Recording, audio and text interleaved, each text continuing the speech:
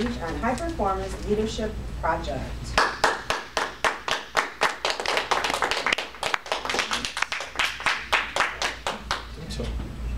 Thank you, Madam Toastmaster, fellow Toastmasters, most welcome guests, and my YouTube audience.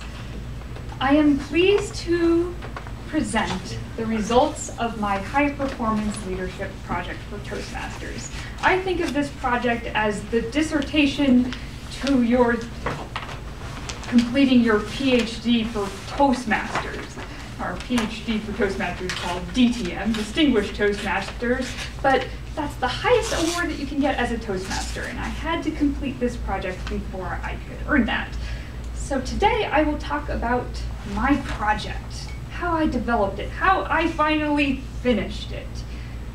My project, you could choose any project that you wanted, was to publish my book, Tales of a Law School Dropout. You can guess the ending on that one. And I hummed and hawed for 6 years, going to my critique group, bringing them 10 pages of writing. I'd revise, I'd edit, I'd write more, I'd take time off the book, I'd work on my master, I'd do everything but publish this book for 6 years.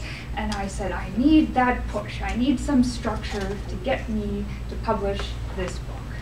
And so when I got that project, I said, this is perfect. I'm going to publish my book, finally, with the structure of the high performance leadership. So, pick my project. There are 6 things that a leader must develop as part of this project. I'm not going to go over all 6. I'll go over 2 that were very important for me. The first was developing a vision or mission for your project. I thought, that sounds really corporate. Why do I have to do that? It's just an ebook. I've been writing it. It's a memoir. And thought about it. And I developed it. You really need to have something that's measurable, something that you can achieve, something that you really put down. And so I said, I'm going to e-publish my book. It's going to be summer 2012, and I'm going to do it on Amazon Kindle. I have 2 purposes, 2 audiences. I have the pre-law audience who might be interested in why did she drop out of law school? How could we avoid those mistakes? That sort of thing. And then I have the other audience, which is, you know me, and you like me, and you would read my memoir. So, I had these 2 purposes. I had my mission, I had my vision, I could visualize my goal, I knew it was going to happen. And I had to do all of these things for the project. I had to come up with a timeline, I had to come up with an agenda, I had to come up with my team, which is the second leadership attribute that I'm going to talk about today. That is developing your team, picking your team. How will they help you complete this project? So I thought about it, and my mom, she's always my bird on the shoulder who says, do this or do that, don't do this. And she said, why don't you pick Rick Shue from Toastmasters? He's here today. He's a local attorney in Reno. He knows about my subject, law. He actually finished law school. He might actually be able to help you with this thing. And I said, that's a great idea, but Rick is really busy. I don't know if he can serve. And he thankfully, he served on my committee, so that was awesome. Second member that I chose was Ray Harper Burnett. She was my original mentor for Toastmasters. I remember she met with me at my house to rehearse my first Toastmasters speak. I was so scared, and she helped me through it. And so she came back for the ending of my high performance leadership project. She brought all of her publishing, printing experience, sales and marketing. She has a very good, successful blog herself. So I brought Ray back into my committee. And then the final member, the manual says you can pick somebody outside of Toastmasters, so I picked Paula Riley, and she had successfully published a book on Kindle as well, and she was just so gracious and said, sure, I'll serve on this committee. I don't think she knew how many times I'd make her meet, but she did.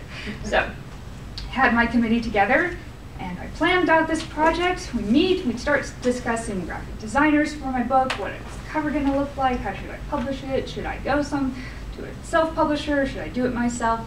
We did all these things, and then I hit my first hurdle, and that was contacting the graphic designer. I wrote a nice email. I said, hey, I got your name from someone, and she said that you might be able to do a book cover for me and this and that. And I wrote back, and she responded to my email, and she said, well, I've only done one book cover, and I usually do this other type of graphic design, and I don't know, I usually start with some other material. You need to give me something to start with. And she had probably 5 or 6 justs or evens or so onlys in the email, and I thought, oh my goodness. And I email her back, and I say, oh, you seem kind of uncomfortable doing this. And she wrote back to me, and she said, well, I am never uncomfortable graphic designing, and I'm kind of offended that you would suggest it. And I thought, oh my goodness.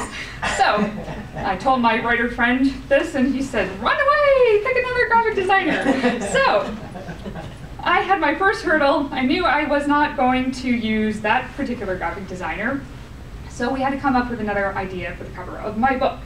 And luckily, I picked my team well, because Paula, who was on my committee, also was a photographer. And we scheduled a photo session, and we carefully came up with this photo for the cover of my book, Tales of Law School Dropout. Memoir, why don't you have your face on the book?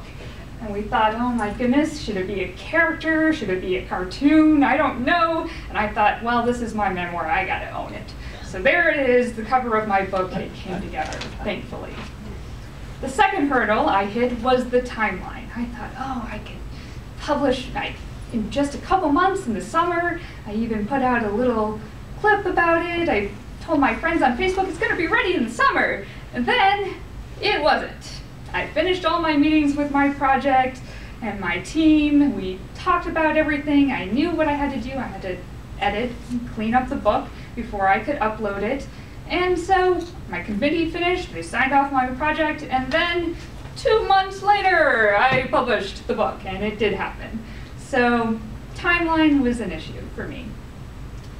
I had all the project together, got the cover, published the book. Now for the takeaway, the presenting of the results.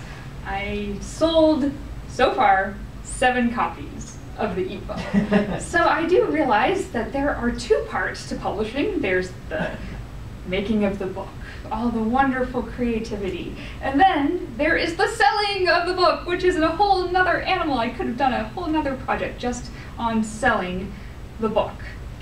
But today, I can at least say that the first phase is finished. The ebook is out. You will find it on my blog. I'll pass around my cards. And watch for the update, because the second phase of the book is the print version. And hopefully, and thankfully, my committee will not have to suffer through that section. But my call to action to you, if you're a Toastmaster, if you're thinking about joining Toastmasters, if you're a new Toastmaster, there's a whole other leadership section in addition to all of the speaking that we do. And that's the structure that I needed to finally publish my book. And if you're just out there and you're interested, or you're a fan of mine, buy the book, go to Amazon.com, type in Gina Akao or Tales of a Law School Dropout, check it out. Fellow Toastmasters. Awesome. Thank you. Is it cold in here? I know that frozen. Okay, let's go.